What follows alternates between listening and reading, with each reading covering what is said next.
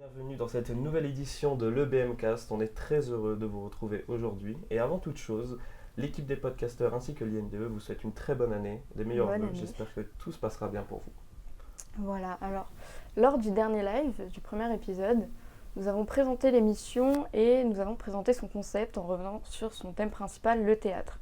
Donc, on a parlé du théâtre de manière personnelle, par le biais de notre vécu, mais aussi de manière générale, son impact sur la société, en art, et sur les étudiants qui sont le symbole des nouvelles générations. Tout à fait, et on a souligné aussi des questionnements par rapport au premier live que vous avez eu, et on peut directement en live y répondre. J'ai ma petite tablette, donc n'hésitez pas. Et aujourd'hui est un jour spécial puisqu'on reçoit une invitée très spéciale, la directrice artistique de l'EBMK, Lifou Messika. Merci d'avoir accepté notre invitation. Et on va commencer par une question assez générale. Quel était votre parcours, vos études qui vous a amené jusqu'à la directrice générale? D'accord. Bien bonjour, merci pour l'invitation. Donc je suis la directrice artistique de l'espace Bernard-Marie Coltès. Donc l'acronyme c'est EBMK, mais c'est bien aussi si on peut, parce que cet auteur, j'y tiens, j'aime beaucoup ce qu'il écrit et c'est vraiment l'emblème des écritures contemporaines. C'est vraiment la porte d'entrée, le moment où on peut considérer que ces écritures sont vraiment ancrées dans le réel, dans l'émotion aussi. Et une écriture très poétique et vraiment qui fait appel au ressenti des lecteurs déjà dans un premier temps, puis des spectateurs dans un second temps. Et j'ai commencé mon parcours en faisant de la sociologie de la culture, en me spécialisant dans la sociologie de la culture et de la mise en scène avec un DESS de consultant culturel. Et mon mémoire, c'était sur le rôle du metteur en scène dans la société contemporaine. Comment finalement on a un auteur, qu'il soit contemporain ou pas, et ensuite un deuxième auteur qui est le metteur en scène, qui vient réécrire quelque chose. Par exemple, je vous donne un exemple sur un classique, par exemple, qui va être, je ne sais pas moi, Britannicus, prenez cet exemple, de Racine. Il a été mis en scène par des grands metteurs en scène, et puis dernièrement, à l'espace Bernard-Marie Coltès, il a été mis en scène par la compagnie Mavra et Jean-Thomas Bouillaguet, qui l'a revisité. Donc lui, il a proposé une réécriture scénique, en gardant le texte original, bien sûr. Donc on avait un texte, puis une écriture scénique. Donc voilà, c'est vraiment cette notion-là que j'ai pu étudier. Et ce qui m'intéressait aussi, c'est de voir comment, quand on s'empare d'un texte, donc par exemple, si on a un texte contemporain aujourd'hui que un metteur en scène X et un metteur en scène Y le mettent en scène, on aura deux choses différentes. Ça revient aussi à ce que, quand on voit un spectacle, le spectateur d'à côté, notre amie, notre voisine, elle va voir quelque chose, et c'est vraiment la force du théâtre de pouvoir imaginer en même temps ce qu'on voit. C'est pour moi l'art, c'est pas l'art unique, bien sûr, l'art suprême, parce que tous les arts sont super importants, mais le théâtre, il fait appel à l'imaginaire, au sensible, et c'est ce qui fait sa force. Du coup, en fait, tu as un peu généralement été baigné dans le domaine culturel et théâtral. Alors, pas forcément depuis que je suis petite. Je pense que j'y suis arrivée justement grâce à ce qu'on appelle aujourd'hui les EAC, les actions d'éducation artistique et culturelle, qui sont fortement développées grâce à l'État finalement. C'est l'État qui nous permet que dès le plus jeune âge, par exemple, il y a la ville de Metz, elle est 100% EAC. C'est-à-dire que tous les élèves sont censés avoir été en contact avec une ou plusieurs œuvres d'art, un ou plusieurs artistes au long de sa scolarité. Et en fait, même si j'avais des parents qui s'intéressaient à la musique et au théâtre et que j'avais un abonnement à la salle de la ville où j'habitais, ce qui m'a vraiment mis en contact avec ça, c'est les actions de médiation qui étaient mises en œuvre en fait. J'ai un souvenir, d'ailleurs, c'était le CID, avec du théâtre d'objets, et j'ai encore un souvenir, on avait visité l'équivalent du décor avant, et ça m'est resté. Après, j'ai voulu travailler dans un théâtre, dans le théâtre de la ville justement, où j'étais, à Pontoise, à Cergy-Pontoise, et ça m'a vraiment donné envie de continuer à travailler dans ce milieu. Et comme je pensais que c'était pas pour moi, le théâtre, donc c'est ça aussi qui est intéressant, et ce pourquoi je milite au sein de l'espace Coltès, c'est que le théâtre, en fait, c'est pour tout le monde. Simplement, c'est vrai qu'au début, on n'a pas les clés, on pense que c'est pas pour nous, mais il suffit juste qu'on soit en contact une fois avec quelqu'un qui nous dise « Mais viens, tu vas voir, c'est facile, c'est accessible, c'est pour tout le monde ». et c'est vraiment un contact qui permet de pouvoir se l'approprier, en fait, c'est ça. Oui, c'est quelque chose dont on avait parlé, le rapport du théâtre avec les jeunes, notamment le fait qu'aujourd'hui, que ça soit au collège ou au lycée, on peut lire directement des pièces de théâtre, parce qu'on c'est pas qu'on nous force, mais on nous l'introduit directement dans le cursus commun. Donc c'est vrai qu'on est tous touchés en fait d'une manière ou d'une autre par le théâtre sans s'en rendre compte, et ça peut être ultra positif parce que ça permet d'avoir une pensée très critique, et je trouve que c'est vraiment quelque chose de génial. Par exemple, quand j'ai été voir la pièce Le jour où j'ai compris que le ciel était bleu, à l'espace de Bernard-Marie Coltès, l'écriture, la mise en scène, le jeu d'acteur était très puissant. On avait vraiment le ressenti des acteurs devant nous, et l'histoire était racontée de manière très mélancolique, très dure, mais aussi très réelle. Et c'est ça qui est bien, c'est que je trouve qu'au théâtre, et même quand on est enfant, même quand on est collégien ou lycéen, quand on lit un livre de théâtre, on n'a pas, on voit la réalité même dans le livre. Quand par exemple on lit Roméo et Juliette, c'est classique, mais je veux dire, on parle directement de la mort des deux amants. On va pas essayer de le cacher, ou on va pas finir sur une fin très heureuse. C'est ça je trouve, qui est très puissant. Donc c'est pour ça que c'est vachement cool d'avoir cet accès au théâtre dès notre plus jeune âge. Et justement, comme on le dit un peu, je me rends compte que le théâtre, c'est vraiment une expérience personnelle, tout le monde le ressent différemment. Donc toi, Lifou, tu as rejoint le BMK en 2018. Quelles étaient tes motivations derrière ce choix, et qu'est-ce que tu voulais apporter justement à cet espace de diffusion du théâtre? Alors, en fait, quand j'ai vu que cette place était libre, j'ai eu envie de proposer mon projet. Et mon projet, c'est vraiment une fabrique du citoyen à travers le théâtre. Et j'ai présenté ce projet. Donc, en fait, la fabrique du citoyen, pour moi, elle s'articule sur 4 axes, qui sont la fabrique du spectateur, la fabrique de spectacle, la fabrique de liens et la fabrique de savoir. Pour moi, tout ça, on peut le trouver grâce au théâtre. Il se trouve que la fabrique de savoir, c'est l'Université de Lorraine par excellence. Donc, j'avais déjà un axe qui était déjà en place. Et charge à moi, du coup, de proposer les 4 autres. Alors, la fabrique de spectacle, c'est tout ce qui est accompagnement à la production, à la coproduction des spectacles du Grand Est, puisque le théâtre se trouve plus largement dans la région du Grand Est et est accompagné financièrement par la DRAC, Direction régionale des affaires culturelles, et la région Grand Est et le département de la Moselle et la ville de Metz. Donc ces 4 partenaires financiers permettent de pouvoir financer, avec évidemment principalement l'Université de Lorraine, cette diffusion de spectacles et la possibilité d'accompagner financièrement les compagnies. Donc ça, c'est la fabrique de spectacles. La fabrique de spectateurs, en fait, c'est tout ce qui, à partir des spectacles qui sont créés, vont nous permettre de créer du lien avec les jeunes spectateurs. Les actions de médiation dont je parlais tout à l'heure, par exemple, le fait que systématiquement, à l'issue de chaque spectacle, on propose une rencontre, ce que nous on appelle des bords plateaux, mais c'est une rencontre avec les artistes. Donc déjà, lorsqu'on a assisté à un spectacle, déjà on a reçu plein d'émotions, on peut les partager après, on peut on peut poser les questions si on n'a pas compris quelque chose, ou si on a envie juste de dire voilà, moi ça m'a plu, ou moi non, ça m'a pas plu, ça m'a mis en colère. Et en fait, quelque part, c'est vraiment à cet endroit-là que se trouve la force du théâtre, c'est qu'il permet pour moi de libérer la parole. On est vraiment dans quelque chose de sensible. Il y a évidemment l'intellect auquel on fait appel, mais c'est surtout quelque chose qu'on reçoit. Par exemple, dans Le jour où j'ai compris que le ciel était bleu, moi ce spectacle, je le trouve bouleversant. Il est force d'émotion, c'est incroyable. Et ce qui fait que quand on sort, bon, sur le coup, on n'a pas forcément envie de parler, mais d'écouter son voisin de banquette qui pose une question, petit à petit, on se dit « Ah ouais, c'était ça », ça permet aussi de relâcher la pression. Enfin, ce temps d'échange à l'issue d'un spectacle, moi, me paraît essentiel.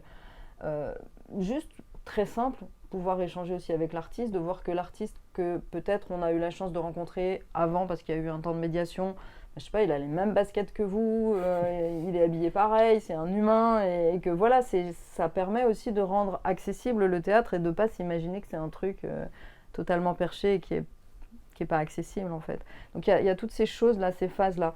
Et donc la fabrique du spectateur, c'est aussi des dispositifs que nous on a inventés à l'espace Coltès, tels que le spectateur en résidence, puisqu'on a des compagnies qui viennent en résidence pour créer leur spectacle. Elles viennent au départ me voir, elles ont juste un texte et une équipe de comédiens, mais elles n'ont pas de lieu, pas forcément de moyens. Donc elles vont voir des directeurs de salle comme moi, dans toute la région et même dans la France entière. Et elles disent, voilà, est-ce que ce spectacle te paraît correspondre à ce que toi tu as envie de défendre et est-ce que tu peux m'accompagner là-dessus? Alors ça peut être financier, mais pas uniquement. Ça peut aussi être des conseils, ça peut être des conseils artistiques, ça peut être des conseils totalement pratiques sur la construction d'un budget, la construction d'une structure, quelle autre structure, mais au sens partenaire institutionnel, on peut aller démarcher. En fait, cet accompagnement, il est aussi important que l'accompagnement financier. Et donc ça, c'est la fabrique de spectateurs. Je navigue un peu entre les deux parce que finalement, tout est lié. Et après, la fabrique de liens, pour moi, c'est parce que je pense que le théâtre, c'est certes, alors pour moi, je vous dirais essentiel parce que c'est ma vie, ma passion, mon métier, enfin c'est un peu tout. Et quand j'ai du temps libre, je pense que je vais encore au théâtre.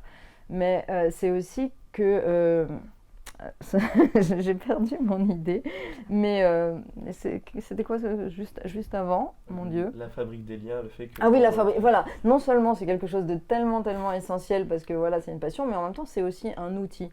Et je perds pas ça de vue, c'est que c'est un outil qui permet de créer du lien, de générer de la parole. Donc à la fois c'est un peu un double outil pour moi. C'est quelque chose de très important, mais aussi je sais que ça peut être juste un prétexte à se rencontrer. À la sortie d'un spectacle par exemple, on a vu un très beau spectacle de la Soupe Compagnie et c'était Je hurle sur les femmes en Afghanistan qui s'immolent ou qui sont arrêtées, assassinées sous prétexte qu'elles écrivent de la poésie. Donc ce spectacle était vraiment bouleversant, un peu documentaire, qui utilisait des bouts de papier pour représenter des personnages. Donc en fait, je vous imaginez un bout de papier qu'on froisse, on le déchire un peu et d'un seul coup ça devient une femme qui danse avec une robe, presque un ange aussi. Et ça nous a vraiment fait voyager, fait prendre conscience aussi de ce qui se passait, des jeunes filles plus jeunes que vous même. Très politique du coup. Totalement politique, totalement engagées en fait, vivent au quotidien quand nous on est là. Voilà, après c'est pas une question de jugement, mais oui, ça fait prendre conscience de choses.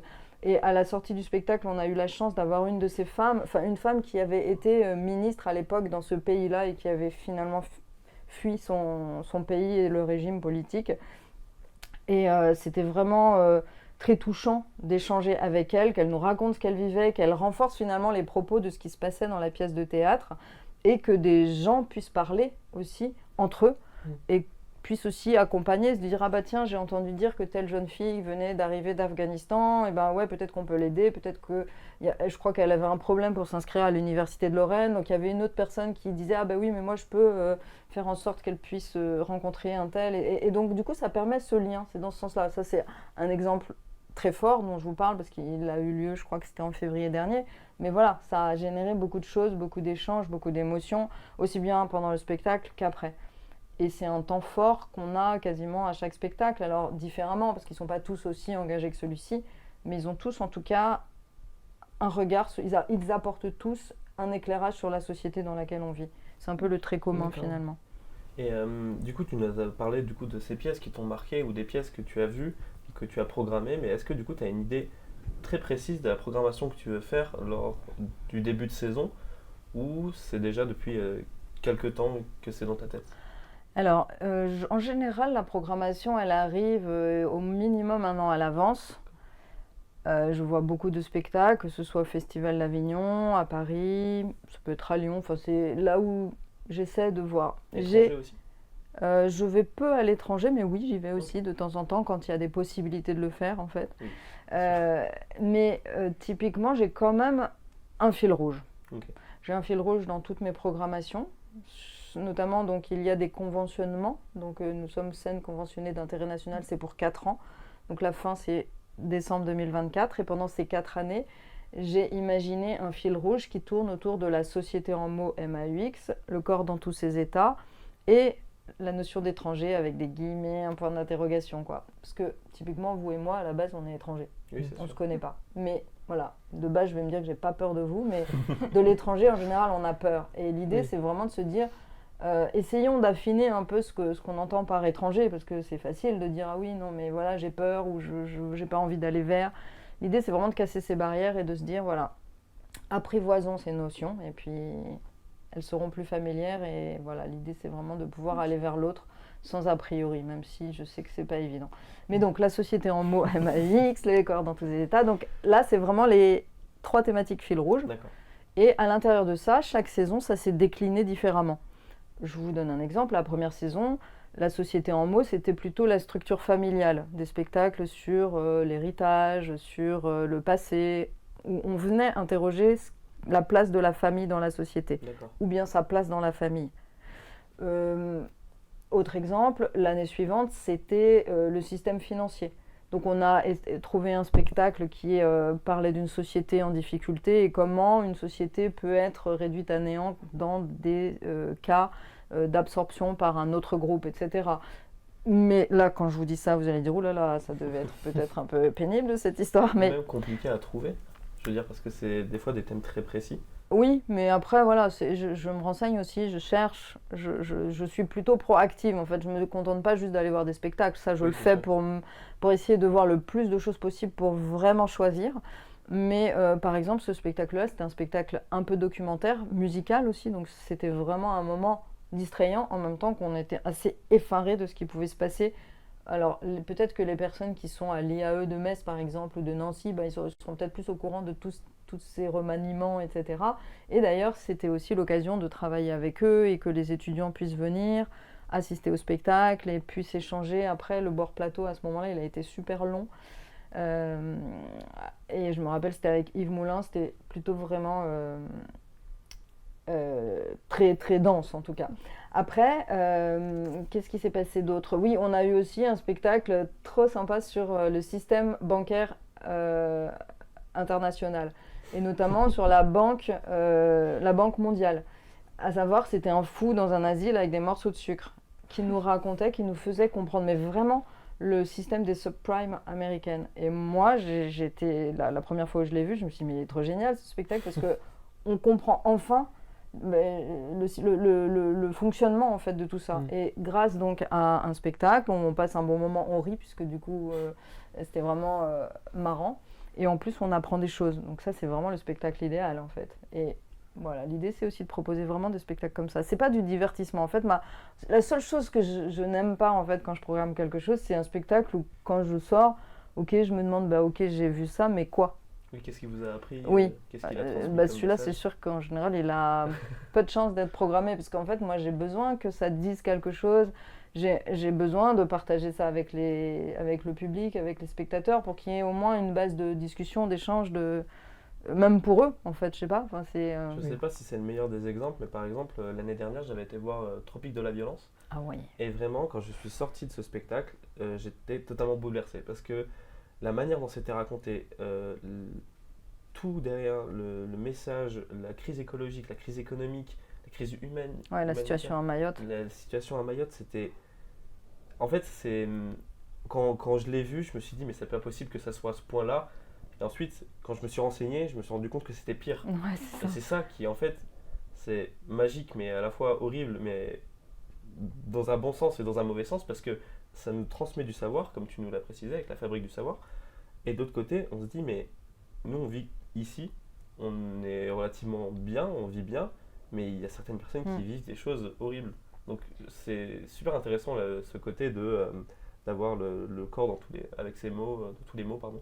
C'est, on a vraiment un fil rouge en fait dans la plupart des spectacles. En tout cas, ça me fait plaisir que tu l'aies vu. Et ce que tu dis, c'est chouette, parce que c'est vraiment ça l'objectif, que quand on a vu un spectacle, ensuite, évidemment, il faut qu'on soit un peu proactif aussi, et d'avoir été chercher tout ce qui se passe sur Mayotte. Et effectivement, c'est pire.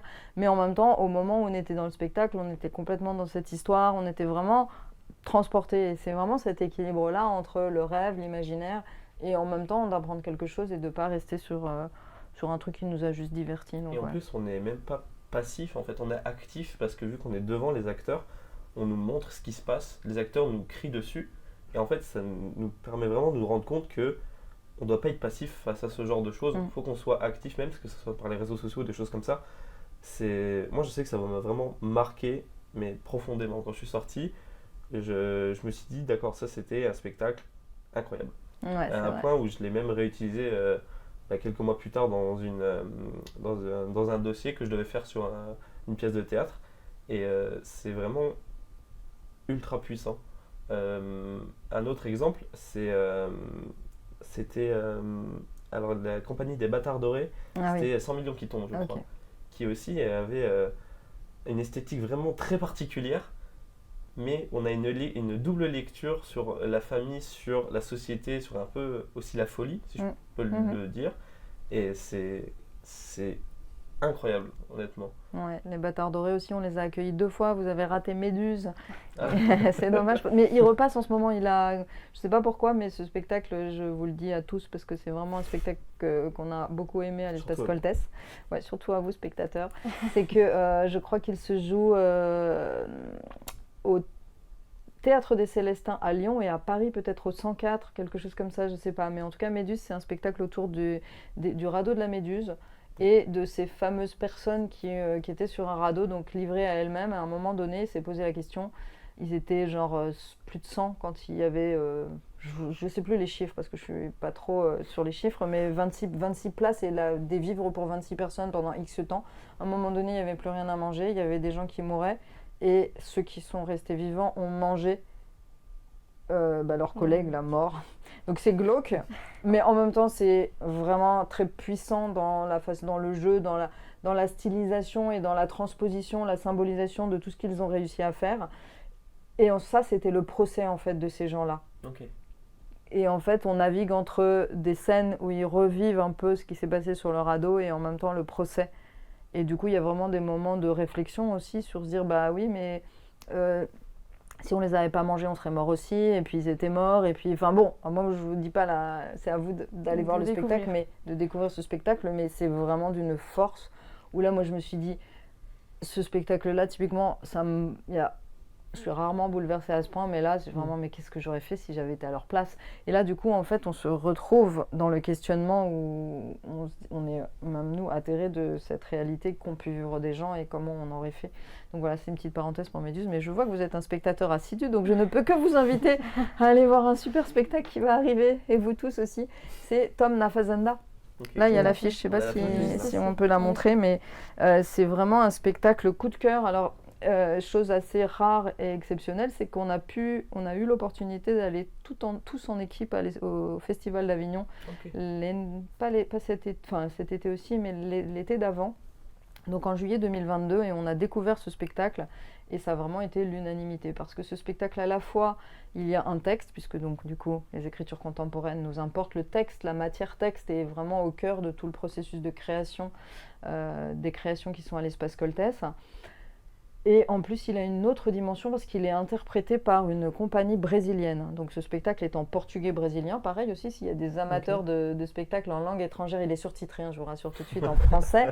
Mais en tout cas, en portugais brésilien. Et en fait, la dimension corporelle, elle est vraiment très forte et beaucoup plus forte que dans le théâtre français européen. Ils ont une autre dimension, en fait, l'Amérique du Sud, c'est autre chose et c'est vraiment une esthétique différente. Et là, c'est vraiment un combo des deux. Le texte plus l'engagement physique et corporel dans la pièce. Et c'est vraiment, je ne veux pas vous spoiler le truc, mais c'est une adaptation de Tom à la ferme, un film de Xavier Dolan. Alors l'auteur original, c'est Michel-Marc Bouchard, un auteur québécois. Xavier Dolan est tombé sur le texte, en a fait une adaptation au cinéma qui est très réussie d'ailleurs et qui est assez similaire à ce que vous allez voir. Ouais. Mais voilà, là c'est version portugais-brésilien. Est très très forte. Vraiment, ne ratez pas ça. Je pense que non, parce qu'étant donné que j'aime beaucoup Xavier Dolan, je pense que j'allais le voir du coup. Et du coup, moi j'ai une question par rapport à ça, plus axée sur la réception.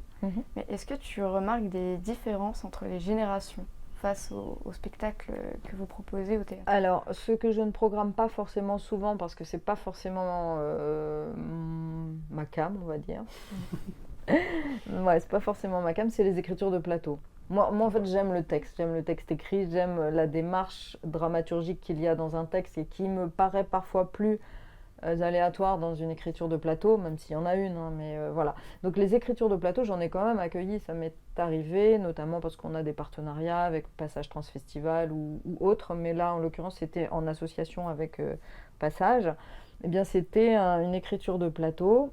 Eh bien, je pense que les jeunes gens sont plus sensibles. Il y a eu aussi un truc très performatif, un spectacle très performatif de Julien Royer, ça s'appelait Passif. Ben, ces formes-là ont tendance à quand même beaucoup plus séduire les jeunes générations, on va dire. Alors qu'un spectateur un peu plus âgé va peut-être être plus sensible comme moi au texte. Il n'empêche que les deux sont programmés, que même si c'est pas... Ce qu'il faut savoir aussi, c'est que peut-être je peux faire un petit aparté sur le rôle de directeur artistique, et qui est qu'on ne programme pas forcément uniquement ce qu'on aime. Oui, ça c'est sûr. Oui. Et que des fois, T'étais déjà arrivé de programmer des spectacles qui ne t'ont pas forcément plu, mais tu t'es dit ça pouvait plaire à un certain type de public. Oui, totalement. Oui, bien sûr, ça m'arrive. On va pas te demander de donner des Non, exemples. on ne donnera pas de notes. Mais en revanche, cette année, on peut dire que cette saison, qui est la 25e saison de l'Espace Coltès, c'est 14 spectacles, 14 coups de cœur.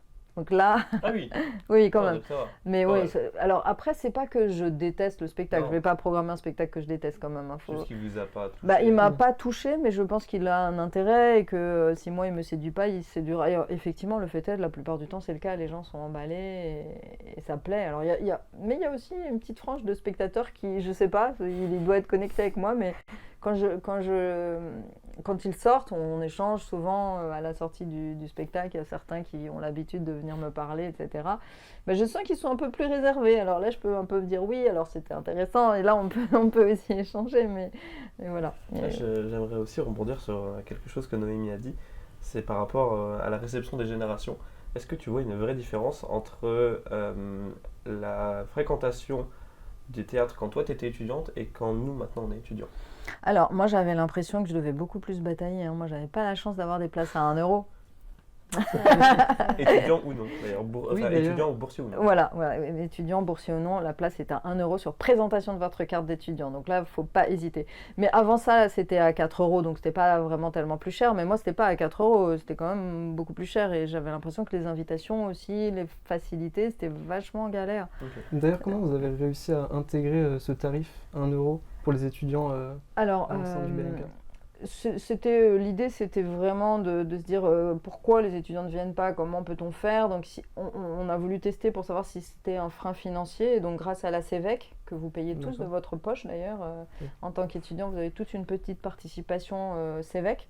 Et donc, nous, c'est une infime participation qui est utilisée pour pouvoir faire en sorte que ces places soient à 1 euro. D'accord, ok. Ok. Moi maintenant, je vais en profiter parce qu'on t'a demandé de ramener une petite chose. Oui, Euh, c'est vrai. Parce que c'est quelque chose qu'on veut mettre en place désormais. C'est que notre invité ramène un objet qui lui tient à cœur, qui a une petite anecdote ou non. C'est pas obligé d'être un truc de fou, mais juste quelque chose qui a quelque chose de spécial pour toi. Donc Ok. est-ce que tu peux du coup nous présenter ton objet? Tu Cet peux le prendre en objet. main ou quoi que ce soit. Donc alors ça c'est un laserman, mais bon en gros c'est un couteau suisse. C'est un couteau avec, on pourrait croire que c'est un couteau, mais en fait il y a un ciseau, une fourchette, une pince, un tournevis dedans. Et en fait c'est parce que une personne que j'aime beaucoup, qui s'appelle Philippe Lefay, qui dirigeait l'émission Les Mots de Minuit avant, quand vous n'étiez pas né peut-être, mais en tout cas une émission qui a marqué une génération. On Parce est que né en c'est- 2003. Oui, bon, je sais même pas. Mais en tout cas, c'était une émission qui était assez, enfin, en tout cas, regardée par les personnes qui aimaient les choses littéraires, théâtrales, etc. Il a fait une émission sur le travail et il m'avait interviewé. Et en fait, il avait résumé la situation en disant que j'étais un couteau suisse du théâtre. Parce qu'en fait, faire du théâtre, c'est aussi... Auparavant, je dirigeais un autre théâtre dans lequel je faisais du bricolage, j'ai fait de la peinture, j'ai fait de la mise en scène, j'ai joué au théâtre. Tu as touché un peu à voilà, tous les et aspects.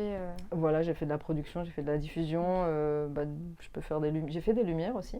Enfin voilà, tout ça, Un vrai on couteau fait suisse. que voilà, il m'avait appelé couteau suisse du théâtre. Alors c'est un petit clin d'œil parce que je ne savais pas du tout quel objet prendre. Donc j'aurais bien pris un livre de poésie, mais je me suis dit que ça n'avait pas d'intérêt. C'est Mais marrant, voilà. je ne m'attendais pas à ce petit... Ouais, non mais c'est exactement ce genre de choses qu'on voulait. Bah Avec oui. un objet, une anecdote, franchement c'est absolument Ah oui, parfait. parce que aussi je fais le graphisme. J'avais oublié. Donc voilà, je crois que là c'est complet. C'était le Mais- dernier outil. Et du coup c'est génial de ce petit objet du coup. Moi, en tout cas, Lifou, je pense que je parle au nom de tous les trois, mais on te remercie énormément d'avoir accepté l'invitation.